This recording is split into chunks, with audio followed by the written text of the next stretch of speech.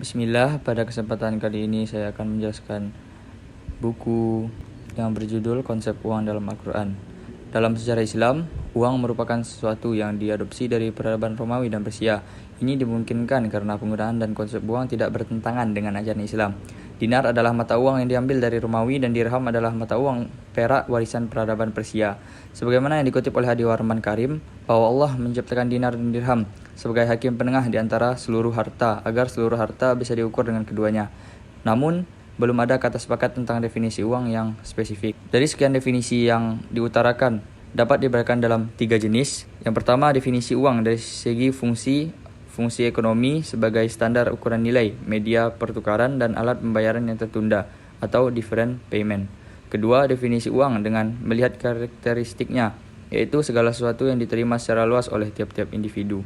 Ketiga, definisi uang dari segi peraturan perundang-undangan sebagai segala sesuatu yang memiliki kekuatan hukum dalam menyelesaikan tanggung jawab kewajiban.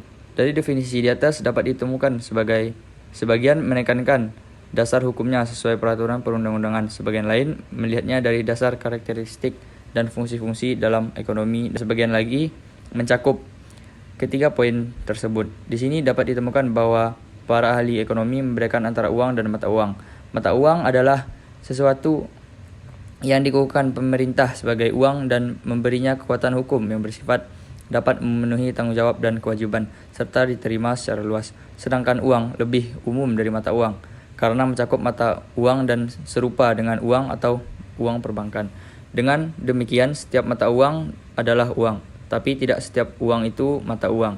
Antara keduanya dinamakan hubungan umum khusus mutlak. Sejarah uang sendiri pada buku ini dijelaskan pada peradaban awal manusia memenuhi kebutuhannya secara mandiri. Mereka memperoleh makanan dari berburu atau makan berbagai buah-buahan. Karena jenis kebutuhannya masih sederhana, mereka belum membutuhkan orang lain. Masing-masing individu memenuhi kebutuhan makanannya secara mandiri. Dalam periode yang dikenal sebagai periode perbarteran ini, manusia belum mengenal transaksi perdagangan atau kegiatan jual beli. Mereka hanya menukar barang yang mereka inginkan atau yang mereka butuhkan dengan orang lain. Karena tidak ada individu yang secara sempurna mampu memenuhi kebutuhannya sendiri. Sejak saat itu, manusia mulai menggunakan berbagai cara dan alat untuk melangsungkan pertukaran barang dalam rangka memenuhi kebutuhan mereka. Pada tahap peradaban manusia yang masih sangat sederhana, mereka dapat menyelenggarakan tukar-menukar kebutuhan dengan cara barter. Maka periode yang disebutkan di atas tadi adalah zaman barter. Kemudian muncul yang dinamakan uang logam. Logam dipilih sebagai alat tukar karena memiliki nilai yang tinggi sehingga digemari umum, tahan lama dan tidak mudah rusak, mudah dipecah tanpa mengurangi nilai dan mudah dipindah-pindahkan. Logam menjadikan alat tukar yang memenuhi syarat-syarat tersebut adalah emas dan perak.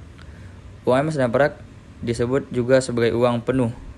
Artinya nilai intrinsik uang sama dengan nilai nominalnya. Pada saat tersebut, orang berhak menempa uang, melebur, menjual dan memakainya, serta mempunyai hak tidak terbatas dalam menyimpannya. Sejalan dengan perkembangan perekonomian, terjadilah kesulitan ketika perkembangan tukar-menukar yang harus dilayani dengan uang logam bertambah, sementara jumlah logam mulia atau emas dan perak terbatas. Penggunaan logam mulia juga sulit dilakukan untuk transaksi dalam jumlah besar, sehingga diciptakan uang kertas yang hingga saat ini digunakan sebagai alat transaksi.